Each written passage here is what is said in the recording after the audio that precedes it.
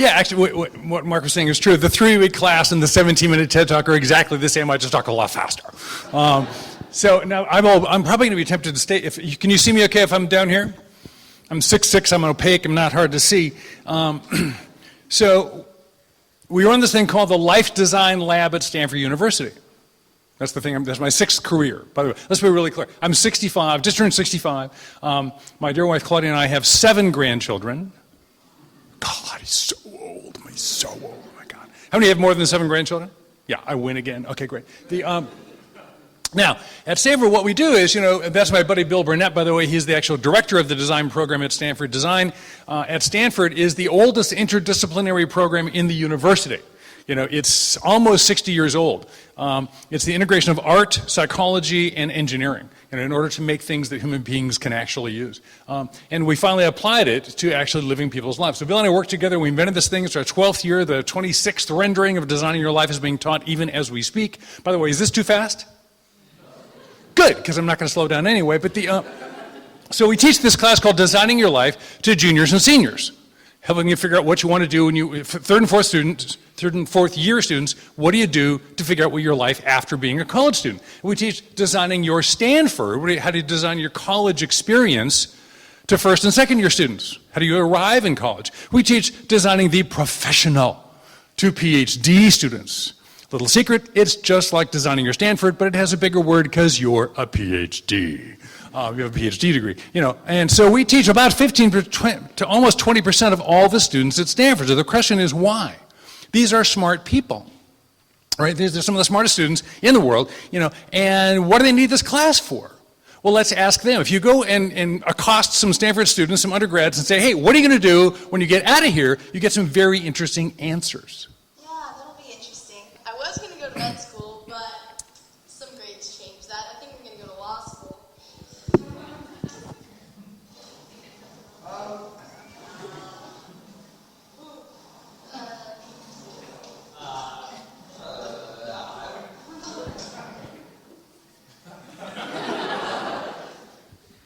I love the guy on the radio. I'm not even going to look at you, not answering this question. Now, let's be fair. Did we wait all day long for the 12 clueless kids at Stanford so we can make them look bad? No, this takes like 6 minutes to get this video. Here's this real trick. You want to know where we filmed this? We filmed this at a career fair. Yeah, when they're wearing their best clothes and get all ready to go answer the hard question. What do you want to do when you grow up, young man? Be employed, something. So why is that? Well, it turns out that being smart, being good at school has nothing to do with being good at life.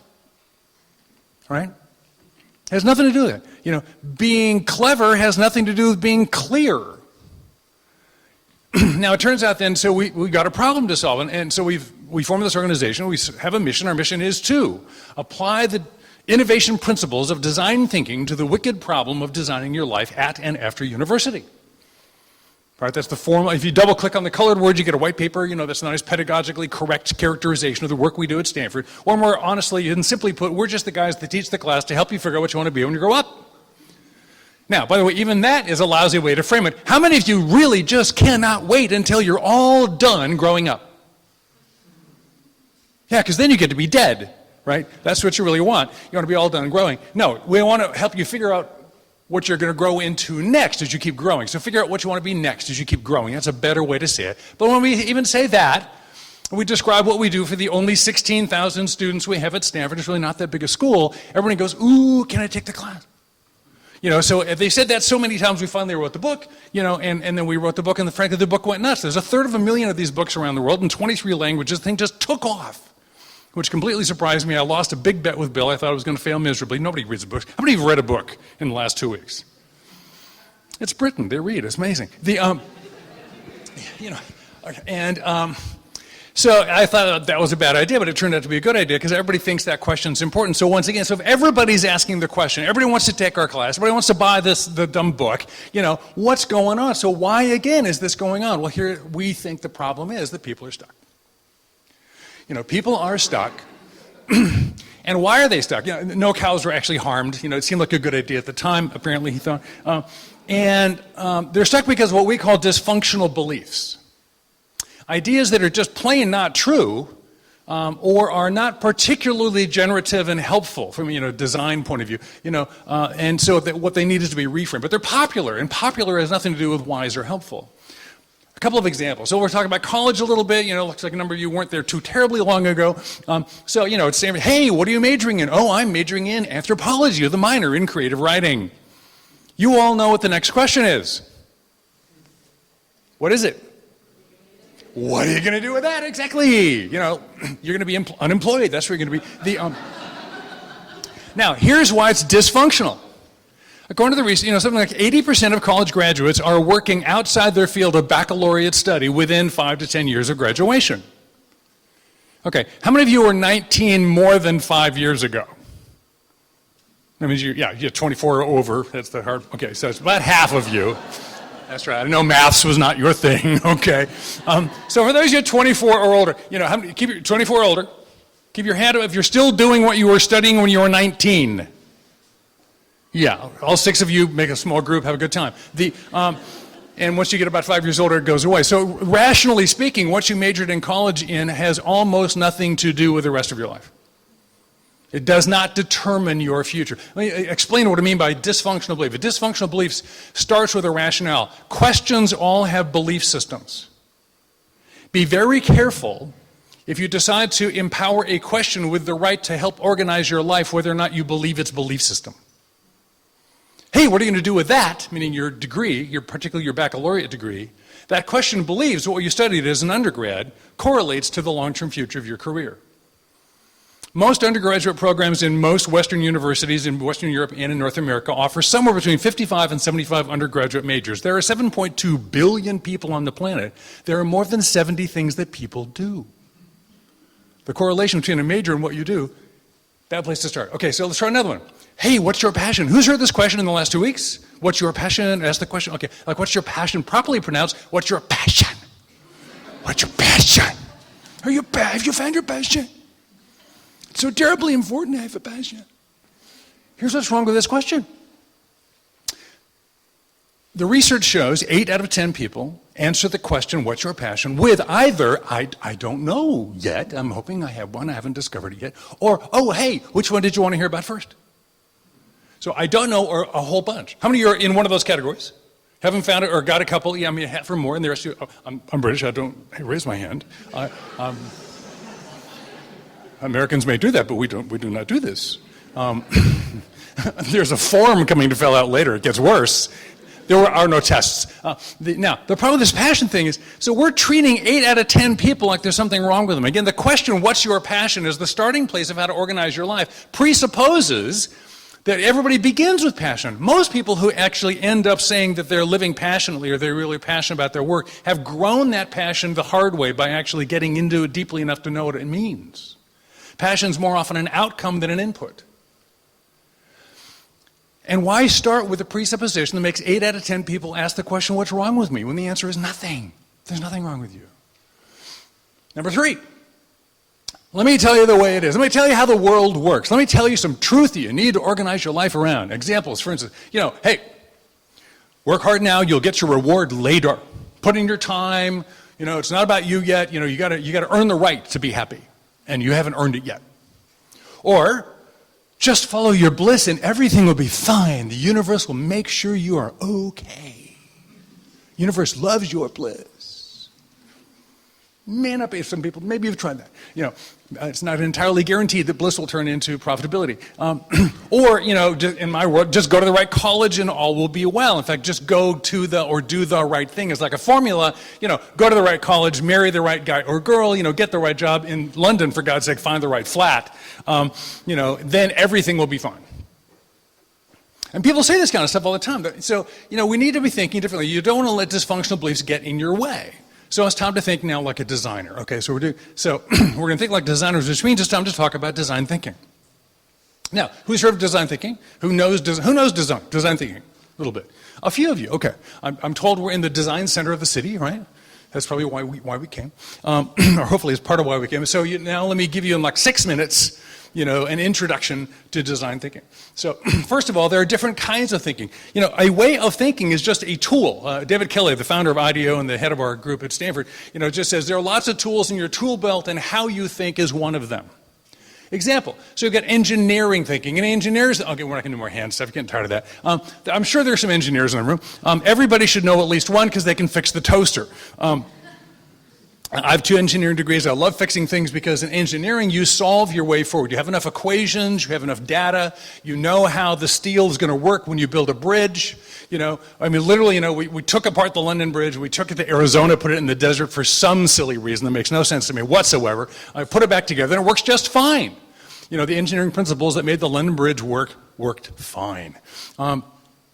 Now, the point being, not every problem is like that. Those are called tame problems, by the way. A tame problem, the technical term tame versus wicked problem, a terminology invented by urban planners back in the 70s at University of California, Berkeley. Inventing a city is a really hard thing to do. You can't take, Peoria, Indiana, and pick it up and drop it on London and have it work. It doesn't work. You can't translate cities.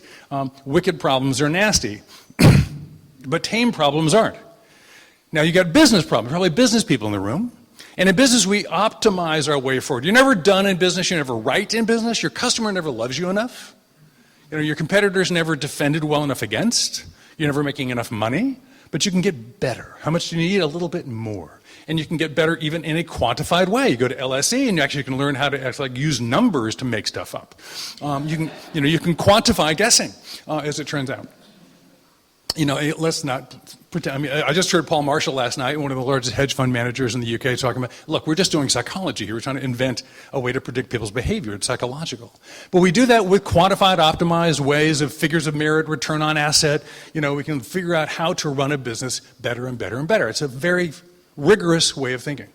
And research. I spend some time with people who do a lot of research. We start with a process going all the way back to Aristotle and Plato, with a hypothesis and a dependent and an independent variable and a literature research and a ground of understanding and a whole series of processes whereby you can rigorously create knowledge. In fact, literally, the process of acquiring a PhD is the process of rigorously creating new knowledge. You have to create something that was never there before you get that little hat and the 3 stripes on the shirt. But these great solutions to problems only deal mostly with tame problems. And tame problems can be nasty, like cold fusion. Cold fusion is a tame problem. We haven't solved it yet. It's a really, really, really, really hard tame problem. But it's tame. It doesn't change its mind tomorrow. It's replicatable. You can understand it once you've got it figured out. Wicked problems can't be. And wicked problems are fundamentally human problems. And in human problems, we have to build our way forward. Design thinking, or human-centered design, as it's technically known, means we build our way forward because we're trying to go to this place called the future we've never been to before. And none of us knows the future. So you can't analyze it. You can't predict it. You can't equation it. You can't Excel spreadsheet it. But you can build into it by doing what we call ideation followed by prototype iteration, which is the cardiopulmonary system of design, and build our way forward. And with wicked problems, that works really, really well. It's in fact a way you could actually, if you do it well, you can almost guarantee you can innovate effectively. This is one of the reasons design thinking has become incredibly popular in the last 15 years. We've been teaching it the same way for 60. It was the lunatic fringe for the first 40. And then finally, when innovation, the capacity to replicate innovation over and over again, became the critical value add, particularly in the developed countries. So, manufacturing is no longer necessarily our number one thing. But can we think up cool new stuff? And design thinking is really great at thinking up cool new stuff, particularly when the problem's wicked. Like being a person is a really wicked, what do I do with myself? That's a wicked problem. Now, design thinking actually is represented in 2 different ways, a process and a set of mindsets. The process is these 5 steps: empathy, definition, ideation, prototyping, and test. So we start with empathy. The first thing we do is a deep dive understanding and really understand what's going on. We talk to everybody. And we don't even know where we're coming from yet. We don't know what the problem is yet. The second step is to define the problem, now that we've done the research, and to define the problem we're working on. Half the time things don't work is because you're working on the wrong problem. Most design consultancies will tell you 80% of the time the client starts with the answer, can you help me make this incubator more watertight? That's a solution, not a problem. Right? So most people start with a solution and then get stuck. So we have the question asked after we do the research, what the problem that's worth solving is, and then we have a bunch of ideas, then we prototype those ideas long before we test them and take them out into the world. Now, in design, it is always true, but in life design, it's profoundly important to remember step 0. Step 0 is accept. You can't solve a problem you're not willing to have. I'm sure none of you, but some of your friends perhaps, you've heard people who complain about this thing they're stuck on or a problem that's in their way, and when you think about it, it hasn't changed in months or years. And what's really going on is their problem isn't their problem. It's their problem with their problem. Now, if you've got a problem with your problem, that's a problem. Because that problem cannot be solved.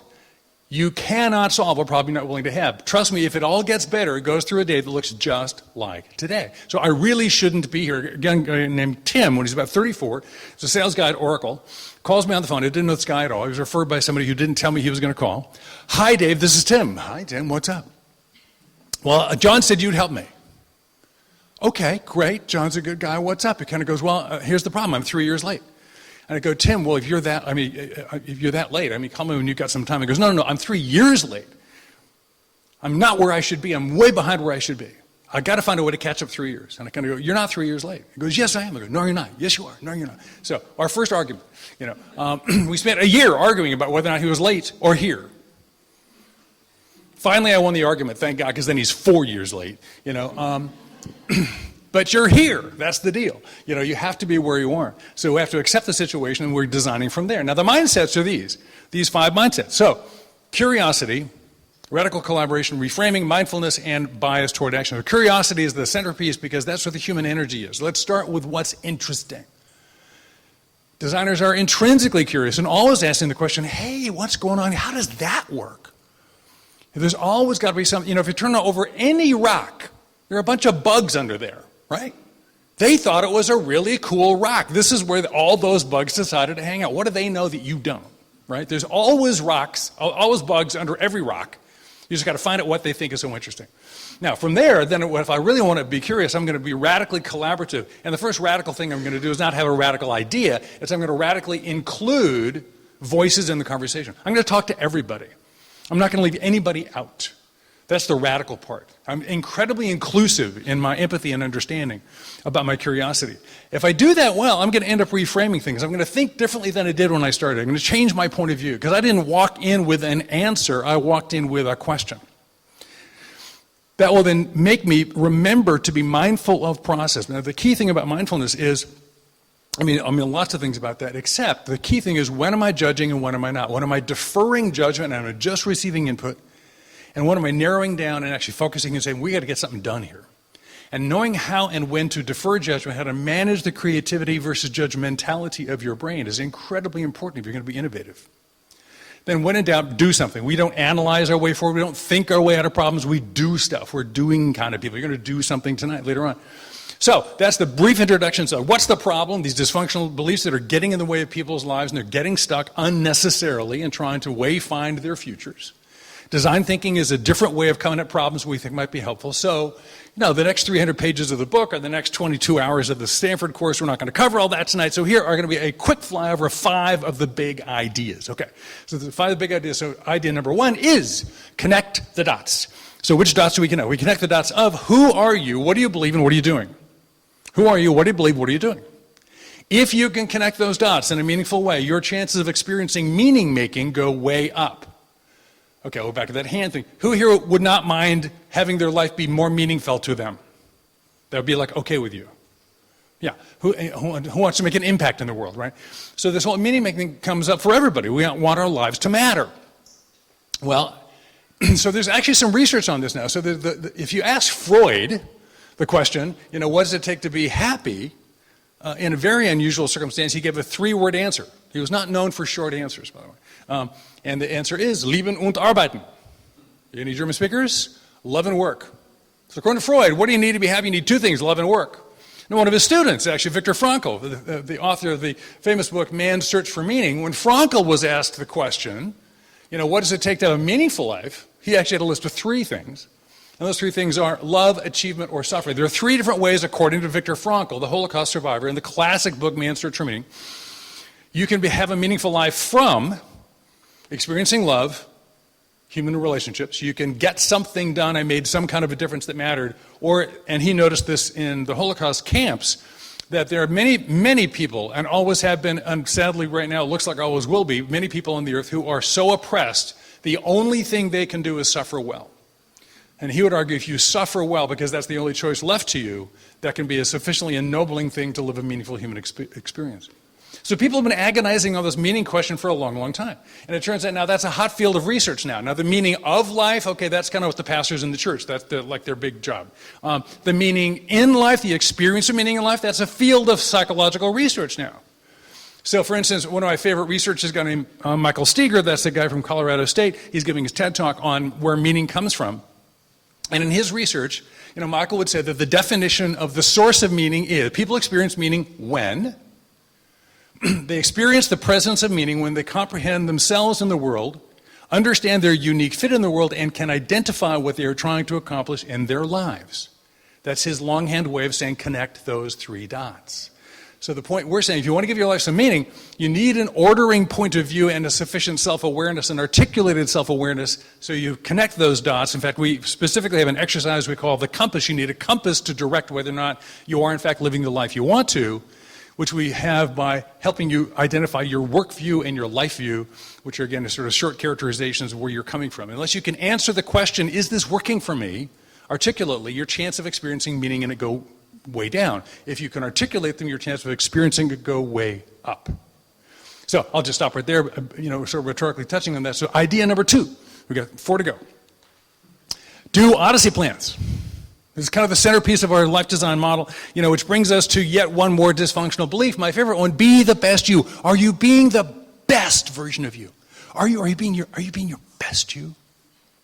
In business, there's this old line that says, the good is the enemy of the better, and the better is the enemy of the best. Are you being your best? Are you being your best? Tony Robbins, are you doing it? Are you really doing it?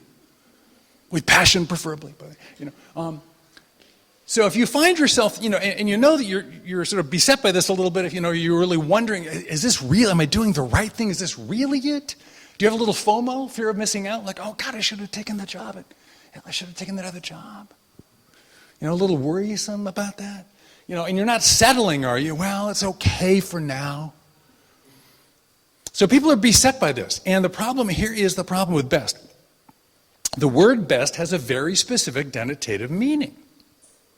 Best means, against a series of alternatives, there is a set of objective criteria that I can both understand and can fairly apply to all the different alternatives equally, and therefore I can assess which one is better than all the others. I can rank them appropriately, and the fact the one that has absolutely the greatest capability in the face of that criteria set is the best alternative. Now, is that the way your life works? Again, I'm 65. I have 5 adult children. I got 4 in-laws. I got 7 grandkids. I got 2 dogs, a cat, a boat. I've got debt. It's like, it's really tough. No, but the point, there's a lot of stuff going on in my life. I'm on my 6th career. So you tell me, what's better? Is my grandfather self, we call him Poppy, by the way, so there's these kids who call me Poppy. So is my grandfather self better than my educational reformer self? This thing at Stanford's gone so well, I'm now speaking at I'm an unemployed marketing guy from Silicon Valley, and I'm speaking to PhD educators about reform. If that isn't somehow crazy, I don't know what is. So is my educational reformer self better than my grandfather self? And is he better than my startup consultant self, right? I just did a salon for 12 CEOs of startup companies, talking about how to create corporate culture. Which one's better? They're not comparable. And it's not even as simple as like apples versus oranges. Those are sort of incomparable. This is like apples, ducks, and steel. Which one's better? Oh, clearly the duck. Clearly the duck is better. It doesn't even work. So here's the thing. There's really no such thing as best in that regard. You can't come up with truly best. So the rest of that adage deserves to be, the false best is the enemy of the available better. If you've decided you have to be your best self and there isn't one best you just signed up for being unhappy for the rest of your life. I know people who've signed up for that. You don't need to go there. Don't go there. It's a dysfunctional belief. Now, the reason being, we have to answer the question, how many lives are you? See, my premise is, and my experience to date has been without fail, that all of us contain more aliveness than one lifetime will permit you to live. All of us contain more aliveness than one lifetime permits us to live, right? You know, I mean, some of us in the room and some people who built the building think, you know, there's a reason for that because, like, the power that created out of nothing was really sort of going over the top with that. So there's all this aliveness running around in you. Now, my question is, how many lives are you? So we're actually going to do a scientific experiment to find that out. It's called a Gedanken experiment. Anybody know what a Gedanken experiment is? It's a technical term in science. It's German for a thinking experiment. There are experiments, there are actual procedures you can't do in reality because they don't work on Earth because of gravity or whatever, or we don't even have the science and the technology to pull them off yet. Gedanken experiments have factored fabulously importantly throughout the history of science. We would not have a Hubble telescope without them. These are things done by the imagination of smart people, and you're going to do one right now. Here's the setup. Here are the premises of the experiment we're going to run. Number one, it is in fact a multiverse. Let's just assume that it's true that there are infinite parallel universes, but angstroms apart one from the other, if only we knew how to measure in the 19th dimension. There's countless universes, thing one. Thing two, string theory has now been proven. In fact, we have access to wormholes, and so concurrent consciousness for you is now accessible through wormhole and string theory management across the universes of the multiverse. So you can be aware of as many of you as you want to be. And now there's this last kind of weird feature of the multiverse, which is you can be in as many universe locations as you want, but you have to reserve ahead. You know, kind of like dinner before theater. You know, you really should get a reservation. And so what I'm going to ask you about in just a second is how many slots do you want? You can have as many places, many life slots in as many universes as you want. So you don't have to leave, you know, the equine therapist girl behind. You don't have to leave the Cirque du Soleil clown guy behind. Let's say you love being, you know, the hedge fund analyst you are right now, and you do that 10 times again if you could, great, you get 10 of those. You can have repeats. You know, like my daughter Lisa, first time at Disneyland, 42 Dumbo rides in one day. By the way, that takes a whole day. That's 42 Dumbo rides. You want to do Dumbo 42 times in a row? 42 Dumbos, you got them. You can have as many slots as you want, but just if you get to the one after, you know, X plus 1, you go, I have no idea what I would do with that one. Okay, that's as many as you need. So get a number in your head. How many life slots would you like to sign up for? When I count 1, 2, 3, I would have said 4. At that point, you yell your number out. Okay, get to number 1, 2, 3, 10, 12, 17, I heard a 1. There's usually a couple of 1s in the room, they're usually ideological ones, like 1. I'm committed to I have one life, I own my one life, I'm down with the 1. The 1 is good, you know, but we have mostly like 7, 12, and 17, so that's a mean of 8.5. Okay, so the mean is 8.5 in this room. First of all, I lied, it's not true, you get 1. But look, most of you are well over 3. If you're well over 3, you're overwhelmingly going to, in fact, have FOMO. FOMO is huge. You're going to totally miss out. You're mostly not going to happen. Isn't that cool? Yeah, she's like, why is that cool? Here's why it's cool. You're incredibly capacious beings in a target-rich environment called the real world. How many have a smartphone? Know how to use it? Can spell Google, right? Look. You actually now are living in a world where you know what you're not doing. All your friends are lying about it on Facebook. You know, I mean, this stuff's all, you are absolutely going to see stuff go by you haven't got time to do. And all that means is, that's one of the many things, of course, you're not getting around to. So, of course, you're missing out. Of course, things are going to get past you. That's not an issue. That just means you're not asleep yet. You know, if you have no FOMO, you're just not paying attention.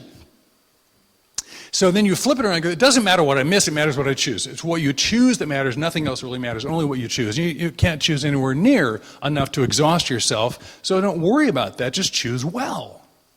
Okay, so what that means is, if we're going to ideate about your future, we can't really ideate your future, we can only ideate your futures because there's more than one of you in there. So the critical exercise we do, and called Odyssey planning, because we're all on the never-ending Odyssey of our lives and inventing it as we go, is on a single piece of paper, which we had lots of hours, which we don't. We'd have you come up with 3 completely different versions of the next 5 years of your life on a single piece of paper. Since you all have an average of 8, that's going to be easy to do. But even when we do that, some people kind of go, whoa, well, 3, yeah, I said 12, for the little Gedanken thing, but I don't know, I can't think up 3. So if we can't think up 3, we kind of have an approach to doing that, a template. So it starts with, imagine thing number 1 would be, of course, probably the life you're in now. And the life you're in, let's say you're this young guy, and this guy is sort of like Alan. He's a composite of some people I know. And Alan says, yeah, I'm going to go work in management consulting in the healthcare industry. That's what I want to do. And I'm really happy with that. And I've got a great life figured out that way. And we go, hey, Alan, here's thing 2. Thing 2 is, what would you do if thing number 1 died? If the consulting industry just blew up tomorrow, it was over. All the CEOs got together and go, we're just tired of paying for stuff we already knew, followed by no implementation. It's just not that interesting anymore. We're just not going to do it anymore. So consulting's over, Alan. And literally, there's a young man I confronted. He goes, yeah, okay, so here's the deal. You can't do that consulting anymore. It's over. He goes, what do you mean? I go, Alan, you're an MBA. You're unemployed. It's embarrassing. What are you going to do? And he goes, well, if I had to do something else, I guess I think media is kind of cool. Like I do strategy work in a big media company. And this is the guy that started by saying, I only have one idea. But you can force yourself to have more ideas, because all of you have more ideas than you think.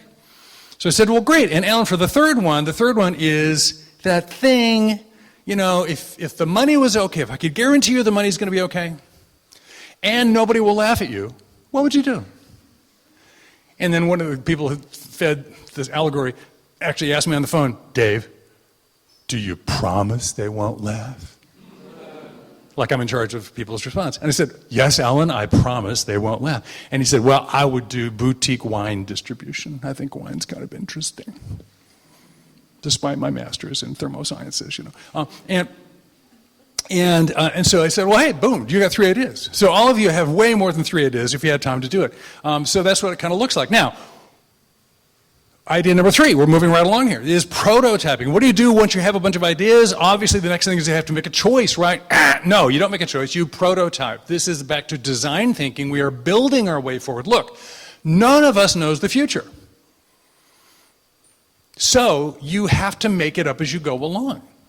Life is improv. Design thinking is really applied to this life challenge, is nothing more than getting really good at the improv skit called life. You can become what we call consciously competent in life and vocational wayfinding.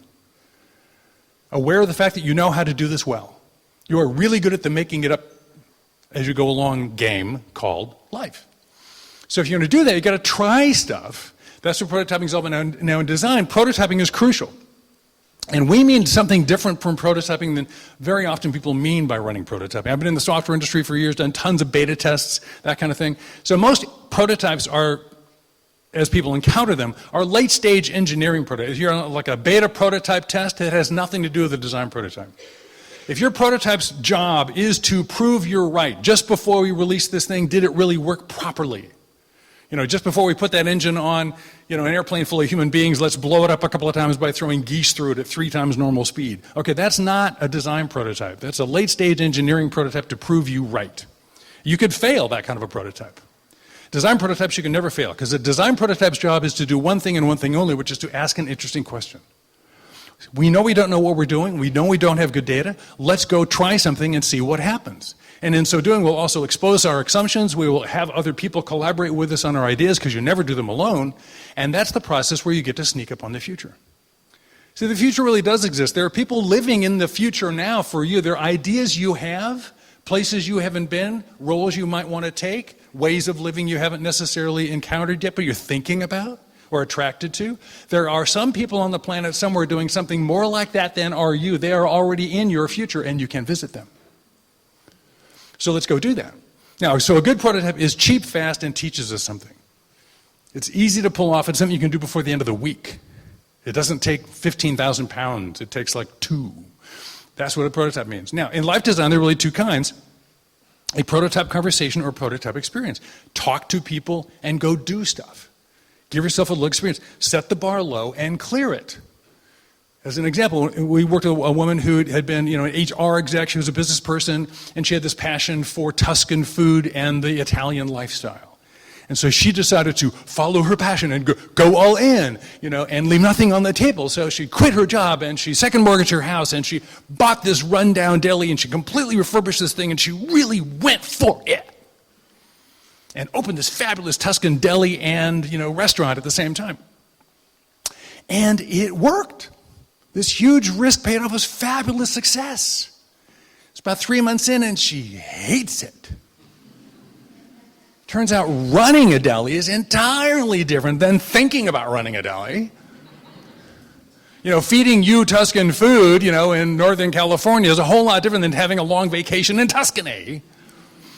She's spending a lot of time hiring and retraining 18-year-olds who quit every week and a half, and then on Thursday she goes, oh, what do I want to cook today? Oh, I know, exactly the same thing again. Now, we said, Claire, you could have prototyped that. You could have actually done some like catering on a weekend without any capital expense whatsoever. Do like 2 Italian weddings, see how that went. You could actually get a job as a busgirl and listen in on whether or not people in the kind of delis you want to create are having a good time or not. Her whole motivation was, by the way, the best conversations that she ever had in her life were in delicatessens in Tuscany. And she was going to create conversational culture. I said, go to the coolest ones you can find. See if anybody's talking about something interesting or not. Are you lying to yourself? Is it even true? Go try this thing out. So you're going to prototype your life. Now, where do you start prototyping? Well, we're back to our curiosity. So the beginning place is always curiosity if we can. So what are you interested in? Again, notice, this is different than the way they normally do it. Like we went to business school. Curious doesn't come up in business school much. You don't start at the most strategic thing. You don't start at the most expensive thing. You don't start at the riskiest thing. You don't start at the most important thing. You don't start at the most value proposition distinguishing thing. You start at the most curious thing, because that's where your human energy is to be found. So hey, if I'm Alan, I go, hey Alan, particularly number 2 and 3, you know a lot about number 1. If you wanted to go prototype whether or not these ideas you had on sudden notice are of real interest to you, what do you notice about them that brings up your curiosity? And he looks at the media thing and he goes, well, actually gear's kind of cool. I'm not much of a gearhead. But one of the reasons I like media is it's really using state-of-the-art, digital media stuff is really pretty cool. We can do all kinds of stuff we couldn't do 10 years ago, 5 years ago, 2 years ago. I bet I could get somebody to talk to me about the technology. Well, gearheads love to talk. How many of you know a gearhead who just like, ooh, please tell me about the latest release of that software. Ooh, great, come over, I've got 4 hours. Let's talk, so that's an easy conversation to get. Gearheads love to talk. Then how about this other thing? Well, hey, as it turns out, could you even experience the wine business? Well, it turns out, if you pay for the expensive tour when you go to the winery, they let you go out into the field and touch the grapes. You could touch a grape in person. And even maybe bump into a worker who actually, and he did this, and he comes back and he goes, hey, grapes are fuzzy. I did not know. How do they get the fuzz off, But he actually has an experience of being in the wine world a little bit, not merely reading about it or talking over the phone. So you can go do these things, and they're not terribly expensive. So this is what it looks like to have a bias toward action and start living your life by trying this stuff out. Now, idea number 4, it's time for us, this is way longer than we normally lecture. We only allow ourselves to lecture about 20 minutes, 25 minutes at a time at the longest at Stanford before you, in design. Plenty of places they'll lecture to you longer. Before we do stuff, so the next thing is a real low-hanging fruit idea. Some of these things are big, some of these things are small. This one is small. It starts with exactly where you are, the lives you're living right this minute. Whether or not you want to reinvent your life, you don't have to. Maybe we can make it a little bit better. We make it a little bit better by following the energy. Now, Martin Seligman, the founder of positive psychology, a whole field of psychology, would say, it's not about finding the perfect job. It's about getting into the job you can make a little bit more perfect. So let's maybe make your life, or particularly your job, a little more perfect right now. So we're going to have a worksheet that's going to come out into your hands right now. So Anne and her team are going to pass out a piece of paper. And that piece of paper will be something you're going to work on starting right now. So go ahead and get the worksheet out. The minions should be moving quickly. There they go. Okay. So let me explain what we're going to do. We're going to actually have you fill out this little form that looks like this. And you'll find on that form when it gets to you, looks just like this, there's a list over in the corner. And on that list, you start filling in the typical activities of your week. Now, most people's lives are organized kind of around a weekly rhythm. work, weekend, that kind of stuff. Some of us have a rhythm that really is built by the month. Some of us a rhythm overwhelmingly just by the 24-hour day. So you think about the rhythm cycle that you live in that, circumscribes most of the stuff you do regularly. And now include the list of activities you do on a regular basis. So if you're my partner Bill, his list would look like this. That's Bill's list. So Bill goes to art class once a week. He has a budgeting process he has to do regularly. He kind of looks at his budget once a week. He updates it monthly, and he has to go crazy on it quarterly. He takes office hours every week with the students. He has a faculty meeting. He works out. He teaches courses. He has to clean house. He has a date night with his wife, and he coaches his master's students. Those are things that come up almost every week, right?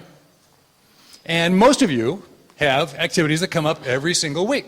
So first thing I want you to do now is just write down your list of regular activities in any given week. And you can include home stuff, personal stuff, and for most people, work stuff. That should be a pretty easy thing to do because you're probably kind of an expert on your week.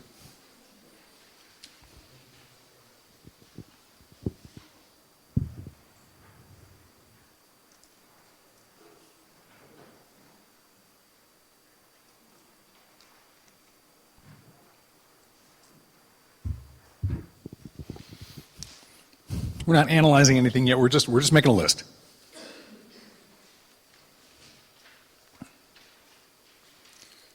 Okay? So as you're building some momentum and getting that list done, what are you going to do with it? You're going to make a little energy chart.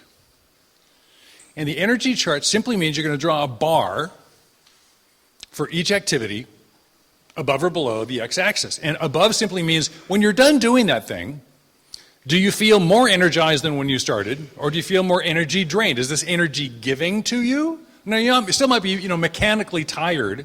When I go jogging, I'm tired. When I ride my bike, I'm tired, but I'm really pumped when it's over. So that's energy giving, right? So is it energy giving to you or energy draining? Just relatively speaking. And this is Bill's example. He took his list and he just started drawing. And you can change your mind, you can cross things out or what have you. So just make a positive or a negative, or in one case he did both. Is it energizing or energy draining to you? So finish your list and then just export those ideas onto your bar chart. So you now have an energy map of your activities.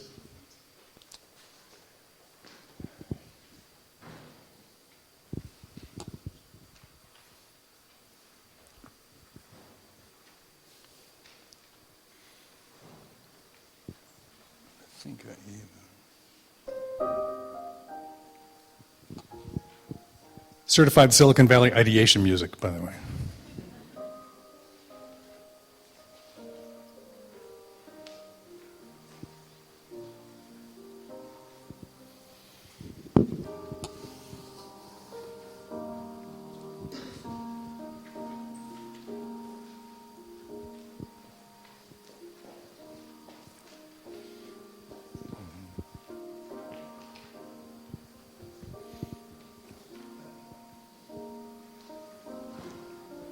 Let me see how we're doing.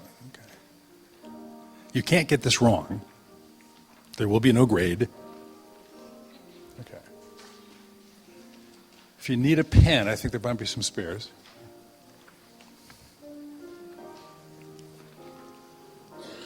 Okay.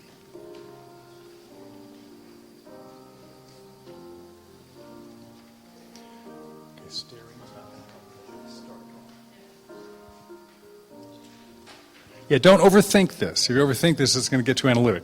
Yeah, I see erasing. You don't need to erase, just cross it out. Okay, about half of you are looking up, so I think we're getting there. So you get that done. Now what do you do? Okay.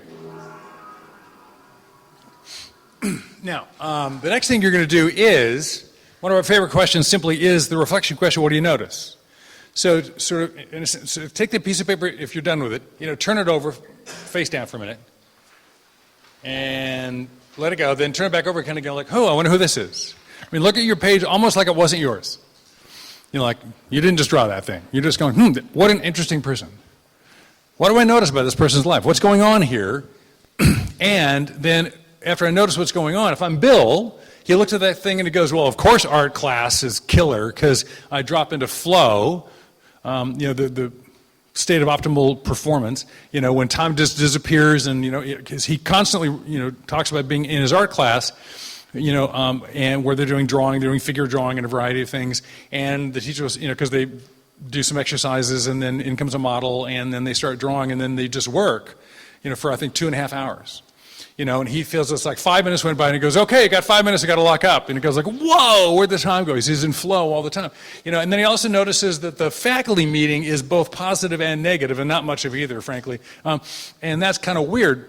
And lastly, master's coaching is a problem. Master's coaching is really negative. We'll come back to one. That's upsetting. So that's what Bill's noticing when he scans over his data. And then you ask the question, what could I possibly do that would improve or change my energy flow? So here's the reframe. What we're doing is most people organize their week around priority, around sequential things, around hierarchy, around money.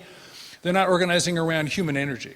And you could fundamentally change things by doing this. So he looks at this, and the first thing he says, well, if art is that killer for me, then I have accessible to me an energy bump I can put in all the time. I need to learn how to do more brief sketching and give myself just a little dose of art, at the other down parts of the week. And I really need to make sure under no circumstances do I ever miss art class and let meetings run into art class. And on the faculty meeting thing, what he noticed was when, they're talking about the future of autonomous cars, the kind of thing that comes up with some Nobel Prize winning members of our faculty, that's pretty cool when they're arguing about the copier. And there's really nothing quite like two Nobel Prize winners arguing about who used the copier more. But they do that kind of thing. That just drives him crazy. So he figures, is there some way I can get all the administrative stuff out of the faculty meeting? And then the master's coaching was the most important part because that theoretically is his favorite thing. These are the graduate students that Bill, who runs our program, admitted. He admitted these people. He thought they were really great students. He loves master's students.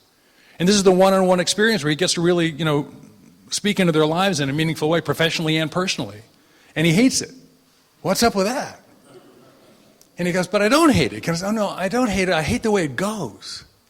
Oh, I know what's going on. And he figured out that when he does his coaching, he does it, there's a place called the Loft. Actually, it looks kind of like this. It's this really old space that we rebuilt into the place where all the grad students have their own cubby holes, their own workspaces and work tables. And it's this big communal makerspace that all the grad students are in. And it's really a fabulous space, but it's noisy as hell, and which means it feels highly energetic. And he actually does office hours in that lab space. And you can't hear yourself think, and other people eavesdrop all the time, and he hates it. He kind of goes, oh, I know, I should do what Dave does. Dave does all his office hours out on the patio over by the student union in the sunshine, and where there's lots of room and you can get a private table. So he just relocated his master's coaching, and it completely transformed the experience. He got his energy back just by moving the space. He didn't even need to reschedule it, and he flipped the switch. And it wasn't hard at all. It took like a minute and a half of thinking and about a 600-yard walk. Done. Okay, so now give yourself a couple of minutes, look at, either finish your bars if you haven't got them done yet, and then what do you notice? And try to have at least one or two ideas about a small change you could try maybe for just 2 weeks experimentally, a prototype, that might make it a little better. Have a little more energy or a little less draining in your life.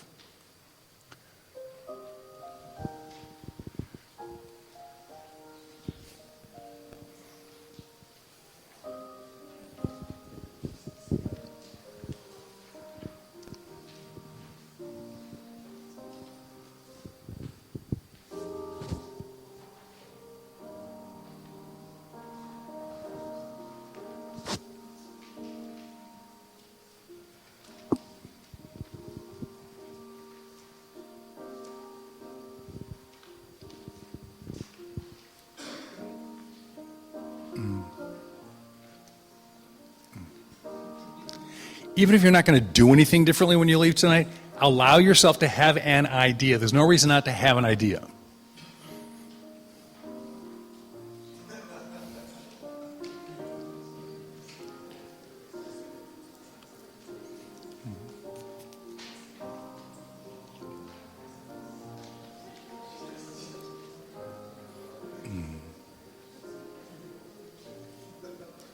What could you do a little differently?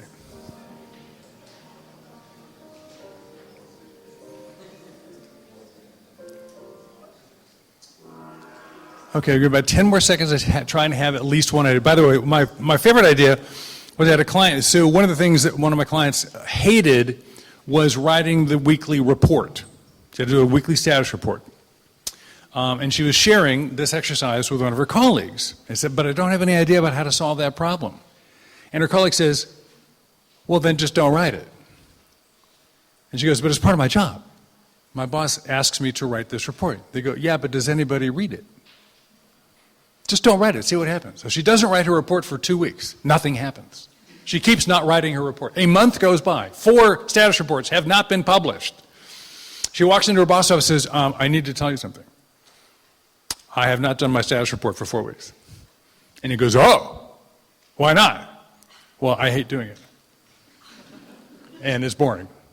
And apparently nobody reads it because I'm 0 for 4 and nobody cares. And he goes, oh, well then stop.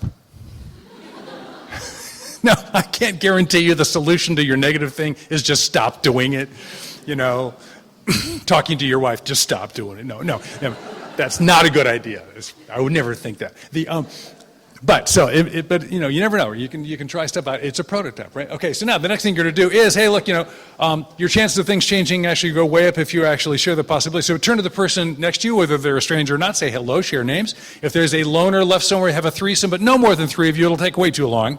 Briefly share what you drew, and what idea you have for making it better. And if you just drew stuff and you have no idea, ask the person for an idea how to fix your life. They might be smarter about you than you are. You never know, okay? Have a conversation. Give you about 3 to 5 minutes for that.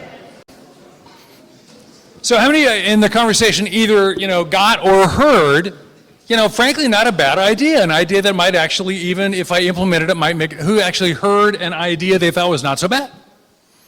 Yeah, about half of you or more. Look, here's the deal. Most people just want to do stuff and that's it. Then they never go from wanting to do stuff to thinking about doing stuff, from thinking about doing stuff to having an idea about doing stuff, from thinking about stuff to actually implementing having. If you actually do these things, something will change. If you actually have some of these prototype conversations, stuff actually happens, but you got to do stuff. It's what we call the do stuff principle in our house. It's an important principle at the Evans household.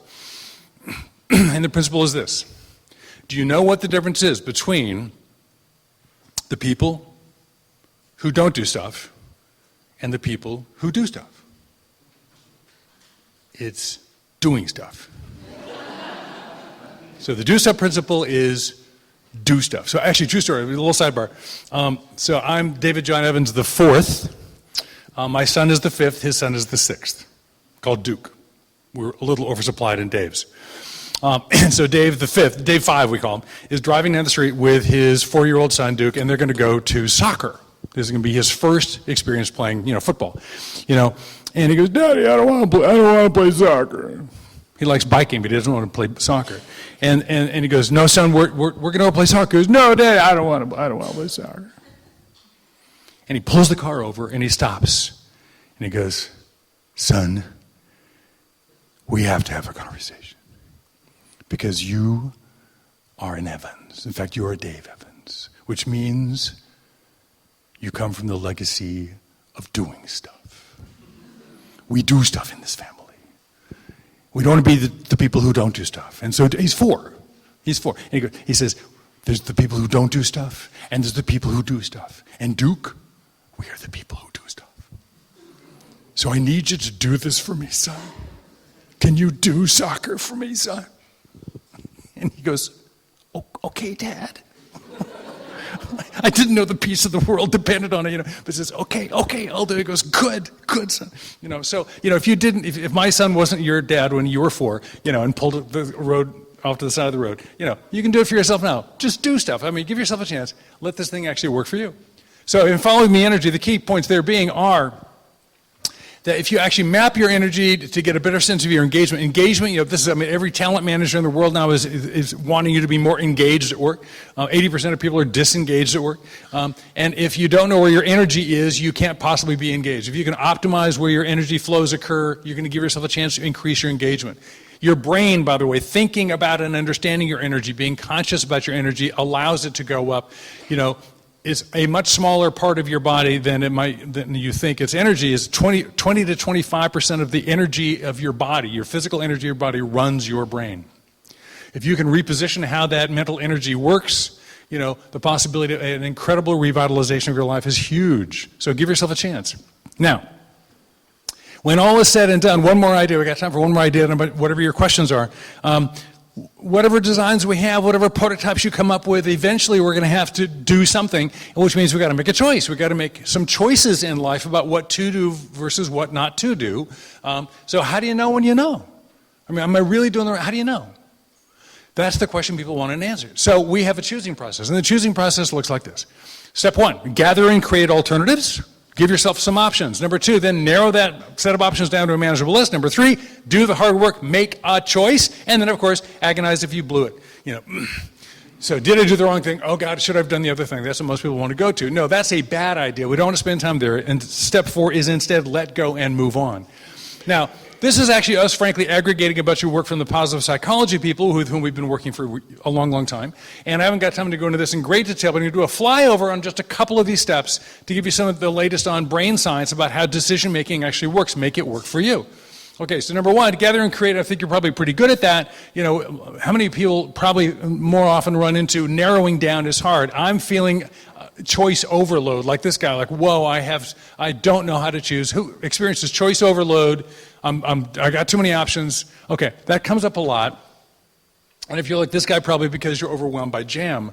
So there's a famous jam study done at Columbia. It's very serious work. And what they did in the study was they went into, like a Whole Foods or some kind of a specialty store, and brought out, it was jam week. And they put up the specialty jam table and put out 6 specialty jams. So week 1, it's 6 special jams. Lavender bee pollen, newt sweat, thornberry or something, whatever, and so they wait to see if people come into the store and if they stop and look. And of the people who stop and look, do they buy anything by managing their choices of 6 possible jams? So in terms of watching the store traffic, about a third of the customers stop at the jam table, about 40% actually. Now, do you think most of those people buy jam or most people don't? Do you think a lot of people buy? Not many people buy. What do you think? Not so many? About a third. Actually, about a third look, and of those who look, about a third buy. So 13%, not too bad. 2 weeks go by, come back, same store, 2 tables, 24 jams. Now, do more people stop and look or fewer? What do you think? More? No, fewer, right? Yeah, 50% more, exactly. 60% of the customers stop. Whoa, why is that? Simple. Whoa, look at that jam. Oh my God, look at all the jam. So much jam, there's so much jam. It's so exciting. I love options, I love jam options. Anybody buy anything? No, 3%.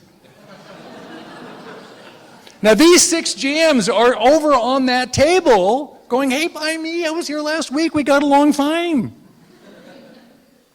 Not long after I first bumped into the study, literally Claudia and I were at a county, an art fair, and the woman was out, actually, the jam lady was actually out there, and she had like 30 jams out on her table. And I said, I got to talk to this woman. So I walked over, hey, I bet you're getting a lot of traffic. She goes, yes, everyone is very interested in my jam.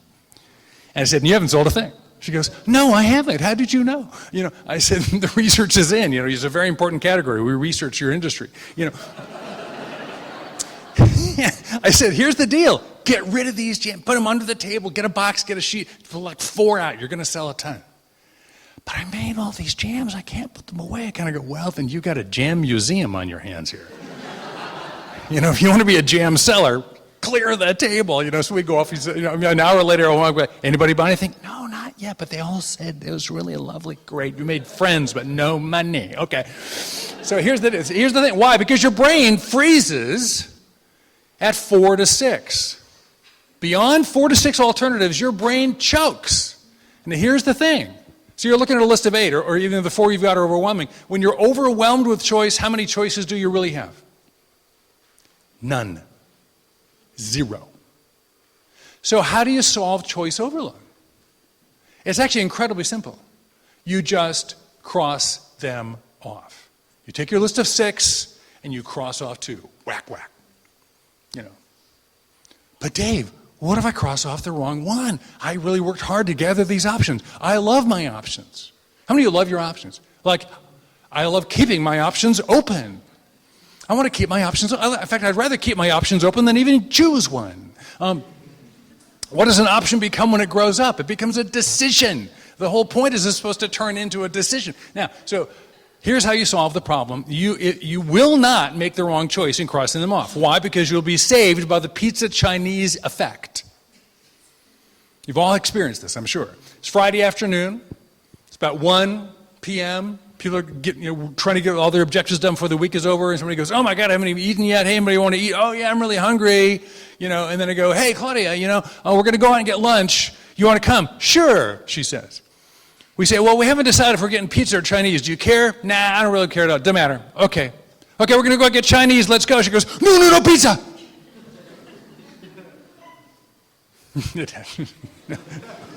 It's okay. We're all together. Now, who's had an experience like that? I mean, right after you suddenly realized what you wanted? Guess what? You didn't know you knew, Now, when you said, "No, I don't care," you weren't lying. You just didn't know you knew. Which I'll explain in just a minute, by the way. But the point being, if you cross off the wrong thing, your own psyche will save you, but you won't know until you do it. It takes the courage of choosing to move forward. Okay, so you want to give yourself the chance by narrowing down to a manageable list. If your list is unmanageable, you have no choices. That's the reframe. Now, how do you actually choose? Well, choosing is a very complex issue. We could talk about lots of things. I want to make one point. Dan Goleman, the guy that invented the term emotional intelligence, wrote a book 20 years ago, then wrote it over again a couple of times, made a whole career out of it. It's worked well for him. It's great stuff. We're still learning a lot. And Dan would say, whoops, excuse me. Let me go back and restart that. So there's a brief little outtake of Dan describing a feature of emotional intelligence which has an impact on this decision-making stuff. So it's kind of grainy, but it's an interesting comment. There's a primitive part of the brain, it's actually in the brainstem, that as we go through life, gathers decision rules. When I did that,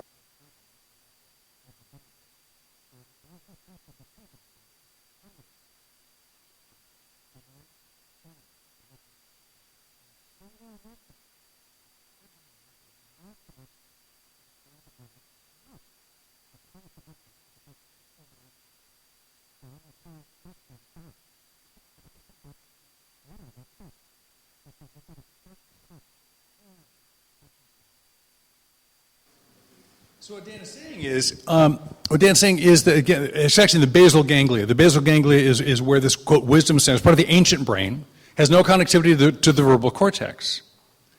Now, that doesn't mean your neocortex or the judgment and executive function operate and you think in spreadsheets isn't important. It's terribly important, but you want to combine them. Here's the thing people mistake all the time in the modern world. They confuse inarticulate with unsophisticated. Your emotional intelligence that speaks in intestinal responses and emotional reactions, so I felt emotionally a gut reaction, is in fact a very sophisticated, very well-informed response. It's just inarticulate. It's like Hawaiian. It doesn't use that many letters. It's a different kind of a language. So what you have to become, if you want to become sophisticated in your decision-making, is you have to learn how to listen to your own emotional input. Can you tell the difference between when your intestines are fluttering and when they're just tense? Can you tell confused from bemused? Can you have that kind of a nuanced articulation? That requires paying a lot of attention.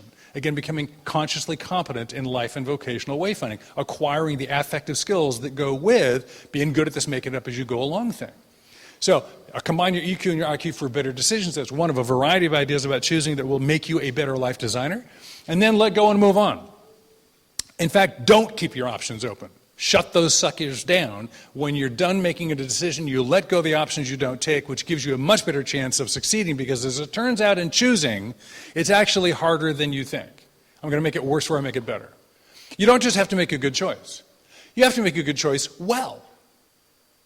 If you make a fair choice well, your chance of being happy with it are higher than making a great choice poorly. Let me explain. So our buddy Dan Gilbert at Harvard, a pretty good school, studies this stuff, and he will tell you two things. That happiness does not come from getting what you want. It turns out the research makes very clear that happiness comes from wanting what you got, not getting what you want. Meaning, you take the reality you're experiencing and you assign, the valence of wanting to it, and your chance of being happy with that outcome are really high. And as it turns out, a subset of that is the reversible condition is not conducive to the synthesis of happiness. What's he mean by that? He's referring to a study where they ended up, it was kind of a ruse. They had you go through all this stuff, and they said, oh, by the way, we've got some things you can take home with you if you want. And that was really what the study was about. And they gave people some options. You can take 1, 2, 3, or 4 home with you. What do you want? And they told some people, by the way, when you go home, if you don't like the choice you made, you can change it for 6 weeks. Just let us know. And to the other group said, whatever you got, that's it, you're done. If you don't like it, throw it away. Don't bother us because we're busy. We've got other things to do. So here's your take-home thing. Just pick one and go. Waited a couple of weeks, called up all the people who took number 3. And they took number 3. The people in the first group who picked number 3 went home, could have swapped it out for another one, but didn't.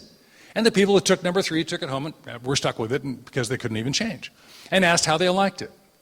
The people who took number 3 home with them could change, didn't change, meaning experientially the exact same as the other group, on a whole liked it much less well than the people who couldn't take it back at all. The mere fact that they had the exercisable option to return it allowed them to invite, rear view mirror thinking and constant reevaluation and drained the joy out of the thing in the first place. They didn't choose their choice. They just made a choice and then they didn't choose it. So you got to choose well and then choose your choice. So literally, keep your options open until you decide and then burn them. And get good at making new ones. Let those things go and move on. Your chances of being, set yourself up to win by using a choice-making process that's articulate, explicit, that you become better and better at over time. So you can say, gosh, did I do the right thing? Yeah, I did. At 3 in the morning when you wake up and you run to the bathroom and you flip on the light and the person looking back at you from the mirror goes, what were you thinking? How did you get us here? You want to be able to answer that woman with a good response. Because we all have that moment. Okay, so the 5 ideas are connect the dots in order to have more meaning making. Have more than one plan for your future because there's more than one of you in there. Prototype your life before you jump out and try these things. Follow the energy. Give yourself a chance to be more alive right where you already are. And for heaven's sakes, choose well so that your chances of experiencing the meaningful and happy life you want really go up. Now, but wait, there's more. Of course, there's more people. And I'm not selling anything other than I'm just answering the question I get asked 90% of the time, which is, okay, well, gee, that was kind of cool. Can we actually take the course? Well, no, you can't take the course at Stanford, but you can buy the book. It's a whopping $14 on Amazon. You can go to our website, which is the title of the dot, Designing Your Dot Life, and get all kinds of stuff for free. Do you want to take the course? Actually, you can. There's a thing called Creative Live. It's an online training course, the 20-module, 8-hour intensive version of this with all the interactivity and all the exercises. If you came to the 9-hour workshop with me and Bill live, it's exactly the same stuff. So just swipe your Visa card and you can take the course. Or frankly, if you want to do it, with other people in a conversation communally, I would just hang out here. So these guys, these Inspire London guys here at Clerkenwell, the whole point of being, a community gathered around the question of how should we live together.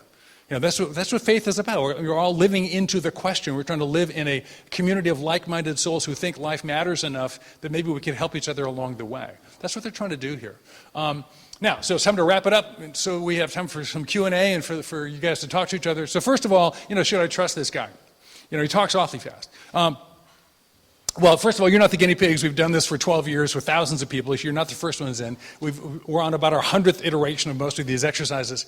It is research validated. At Stanford, at least, in that part of the States, we don't believe in alternative facts. We just like facts. So the facts are, does it really work? And so 2 research studies have been done to evaluate the rigor of the efficacy of our intervention. That's the way they talk about it. It sounds like proctology to me, but nonetheless, if we intervene on you, according to the scientists, the educational scientists, this stuff actually works.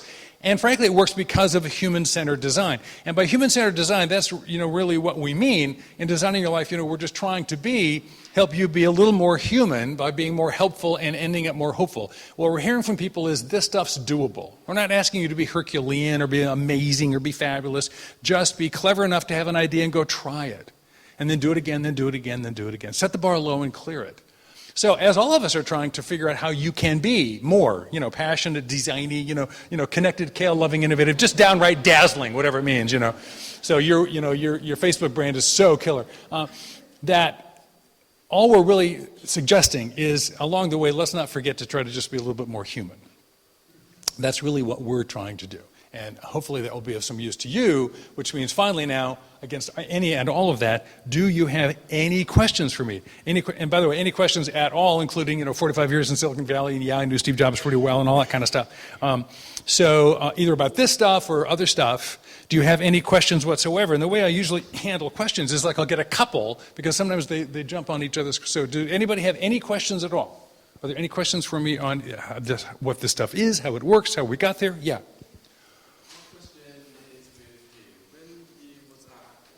Yep. And eventually to found EA. Yep.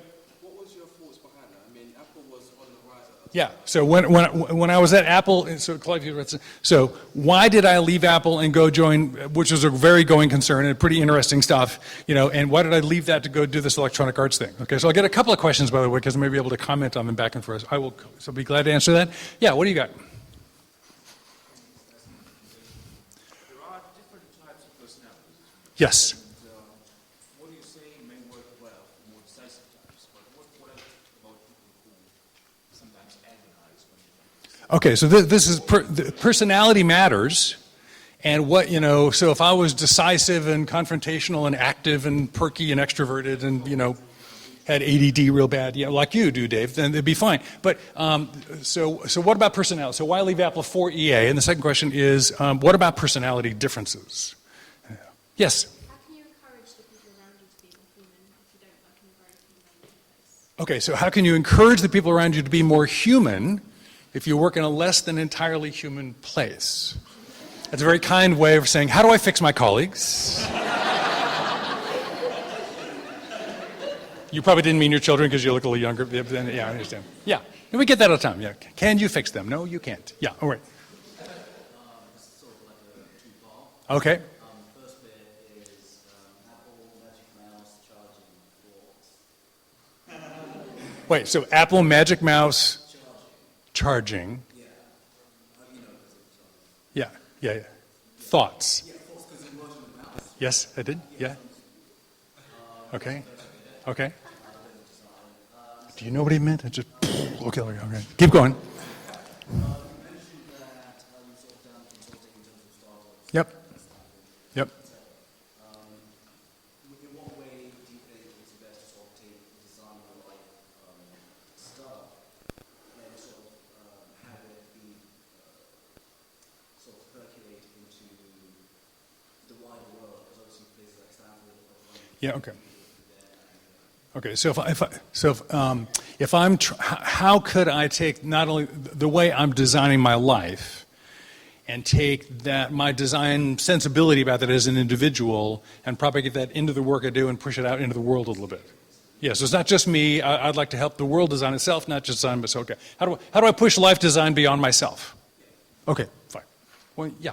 The career changes seem quite radical in each step. Were there small steps that led up to those, or were they actually radical? Okay, so yeah, big steps versus small steps. I've made a bunch of career changes, which is true. I started out in the sewage industry. True story. Growing industry. Yeah. How have I applied this to my life? Yeah. How do I apply it to my life? How does it deal with my Christianity? Because I'm one of the Jesus fan people. I think Jesus rocks the house. Okay. Well, I'll stop there and we'll see how time goes. Okay, I'm going to talk about big change, small change, pushing design out into the world, and what's that going to do with leaving Apple? What were you thinking?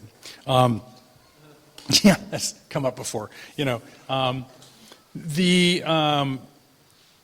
So big change, small change. I mean, yeah, I made some very radical shifts along the way.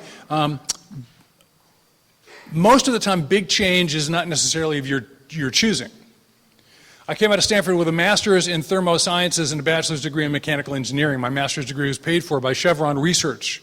I was named a Stanford Energy Advanced Technology Fellow. And I had a passion, and it was to solve the energy crisis in 1976. It was not in the brochure that nobody gives a rip for the next 37 years. So I spent 4 years trying to solve an energy crisis using advanced technology, but the really, really cool stuff we're doing now is all 50 and 60 years old. I was working on hybrid engines in 1974. Nobody cared. Now, it's cooler stuff now, but basically the batteries are a little smaller and the chips are a little less heat producing. But, I mean, all the really, really good energy advanced ideas we have today are 50 years old. It took me a while to get over that. So the radical change from energy technology into high tech occurred because I was desperately unemployed. So a lot of change is forced change. And that's okay. You're just a human being. You know, it's not what I had in mind. That's true for most people. There's a school of depth psychology that tries to figure out how to do things really quickly, and one group of psychologists took the Hemingway 6-word story concept. You can do a short story in 6 words and say, can we get people to summarize their entire lives in 6 words? Like, tell me your life story in 6 words.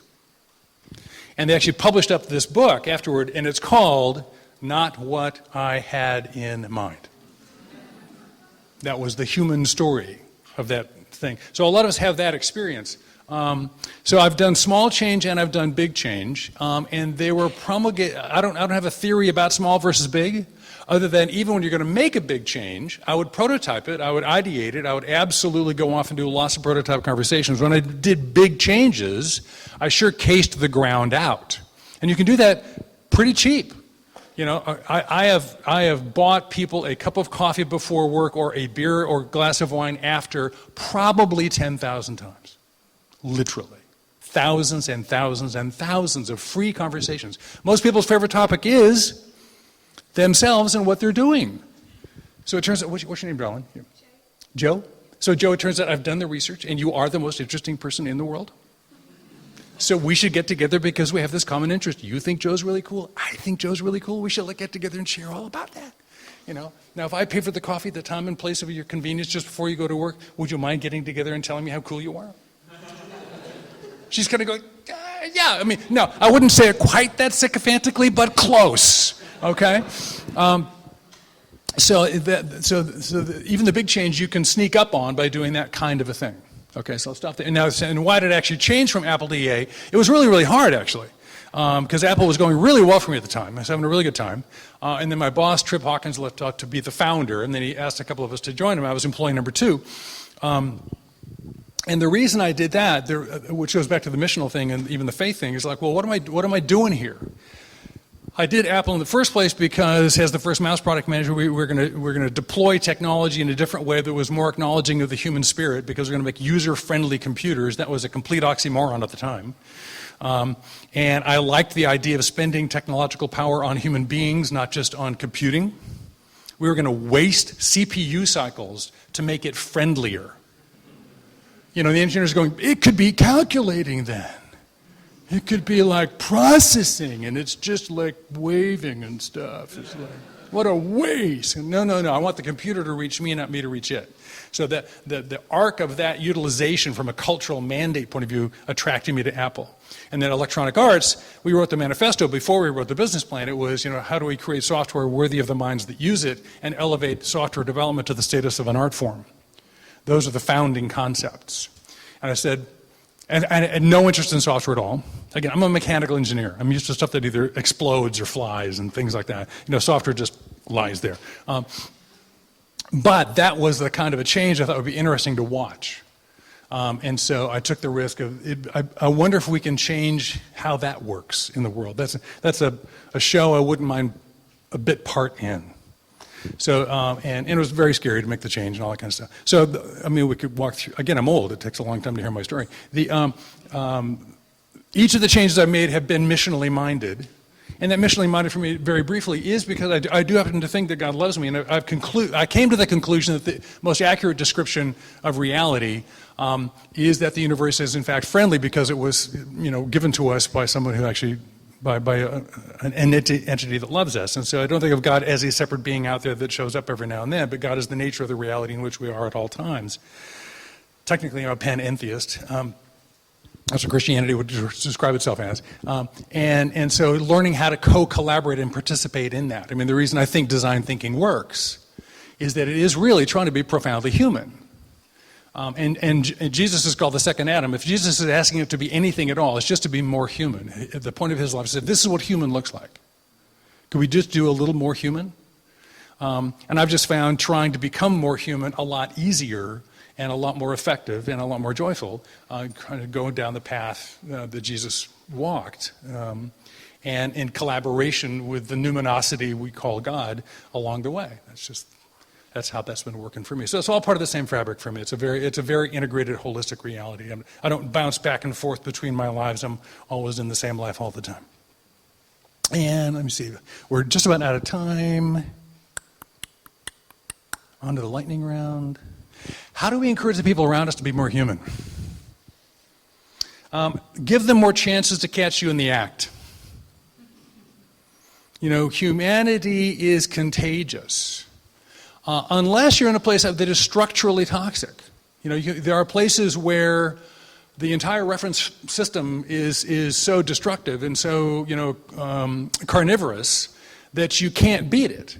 But let's say you can't get out. Let's go back to Viktor Frankl's. You know, you may not be able to make a change. If you can't make a change, then tell the truth about it, accept reality. Oh, they're going to suck my soul, into small little bits and feed it, to alligators every damn day. Well, then put your soul in an alligator-proof bag and leave it in the trunk of your car and go in and do your job and then come back. I mean, design your way through this thing. But if you can find your freedom, then do so. But if you're not in a horrific place, and there are horrific places, then look, the random acts of humanity.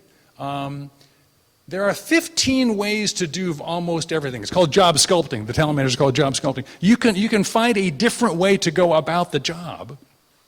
And if you can find a way to do it more humanly, a little more constructively, a little more in alignment with yourself. Peter Drucker, one of the most famous management consultants of all time, wrote the definitive article in Harvard Business Review years ago, Managing One's Self, which is now a collection. There's a collection published by HBR called Managing Oneself. And in it he says it is your personal responsibility to know who you are, how you work, and to help the institution that you collaborate in, whether it's a church or a large corporation or a bank or a little startup with a card table and 2 weeks of money before you're terrorized and penniless, wherever you are, it's your job to help facilitate how that institutional context gets the most from you that your role asks of you.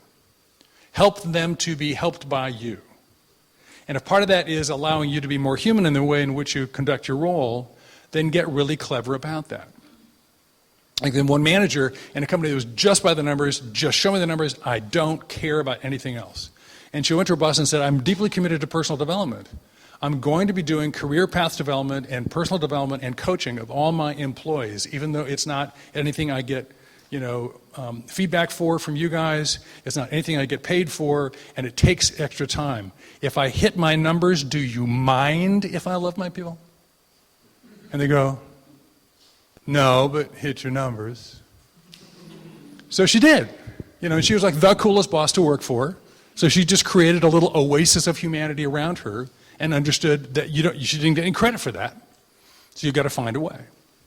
But I think we all can deserve to do that. You may have noticed the world's not as kind as it was 10 years. I mean, kindness is kind of on the wane.